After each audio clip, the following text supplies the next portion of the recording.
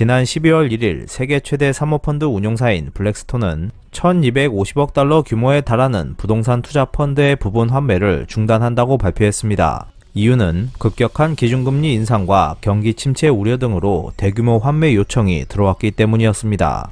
얼마 전부터 아시아 투자가들은 다른 여러 투자 부진을 이유로 현금화를 위해 인출하기 시작했습니다. 이후 인출액이 순 자산의 2%를 넘어가기 시작하자 환매 중단을 발동한 것이었습니다. 이번 일이 리츠 시장 전체의 문제는 아니지만 세계 리스크 자산의 연동성을 상징하는 움직임으로 주목되고 있습니다. 미국에서는 2020년 10월 이후 단 한 건의 은행 파산도 없었고 미국 증권사의 자본 비율은 사상 최고 수준을 기록했습니다. 기존의 금융 시스템에서는 불안감을 찾아볼 수 없었습니다. 하지만 기존 금융기관의 시장 존재감은 하락하고 있었고 브리트와 같은 투자 펀드나 보험회사 등의 NBFI 투용자액은 점점 늘어나면서 2020년 기준 세계 금융 자산에서 48%나 차지하게 되었습니다. 잔액으로 보면 리먼 쇼크 무렵보다 2배 가까이 불어났습니다. 다시 말하면 은행이나 증권의 재무가 탄탄하다고는 하지만 이는 세계 금융 흐름의 절반밖에 되지 않는다고 할 수 있습니다. 문제는 실태를 파악하는 것이 쉽지 않다는 것에 있습니다. NBFI에는 여러가지 문제가 존재합니다. 첫 번째는 레버리지가 어느 정도 걸려 있는지 불분명하다는 것에 있습니다. 미 연방준비제도이사회의 올 11월 보고서에 따르면 NBFI의 레버리지는 과거보다 상승한 것으로 보이지만 이들의 전체 모습을 적시에 파악하기는 어렵습니다. 지난해 파산한 알케고스 캐피털은 약 100억 달러의 원금에 대해 5배의 레버리지를 걸고 있었습니다. 하지만 파산하기 직전까지 그 리스크는 시장에서 이야기된 적이 거의 없었습니다. 유럽연합의 데이터에 따르면 2021년 4분기 기준 헤지펀드에서는 300% 이상, 부동산 펀드에서는 130% 이상의 레버리지가 걸려 있었습니다. 당연히 금리 상승의 영향을 크게 받고 있을 것으로 추정되고 있지만 그 실태는 명확하게 파악되지 않고 있습니다. 두 번째는 파생상품 거래입니다. 국제결제은행의 올해 12월 5일자 분기 리포트에 따르면 미국 외 NBFI가 가진 통화 파생상품 달러 채무는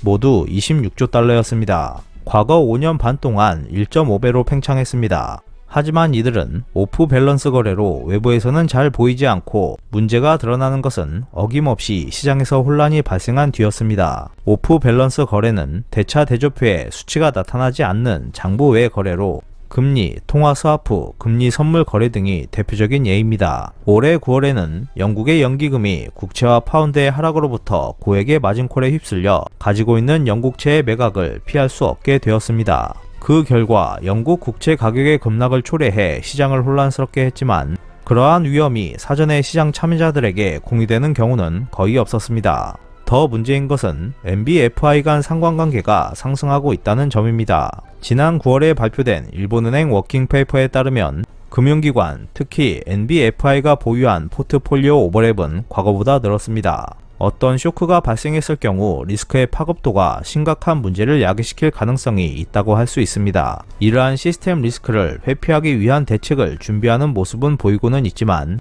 내용을 구체화하는 데는 시간이 걸릴 것으로 보입니다. 이러한 가운데 당분간 주의를 기울여야 할 분야는 암호화폐 업계입니다. 물론 암호화폐는 NBFI의 주요 투자처는 아니지만 발밑에서 발생하고 있는 일이 워낙 대규모이고 아직까지 해결점이 보이지 않고 있기 때문입니다. 암호화폐 시장의 시가총액은 현재 1151조 원가량으로 추정되고 있습니다. 전 세계 주식시장의 규모가 약 119조 달러이므로 이에 비하면 1%에도 못 미치는 규모이긴 하지만 이는 과거 서브프라임 모기지 잔고와 대체로 비슷한 규모입니다. 우량 기업으로 여겨졌던 암호화폐 거래소 FTX의 부실 경영이 드러난 이후 암호화폐 전문 자산 운용사의 20개 펀드에서 11월에 약 196억 달러가 순유출되었습니다. 최근에는 글로벌 1위 암호화폐 거래소인 바이낸스에서 12월 13일에서 14일 이틀간 7조 원이 넘는 자금이 순유출되었습니다. 암호화폐의 가격은 현재 소강 상태에 있지만 규제 강화 등의 방아쇠로 더 하락할 경우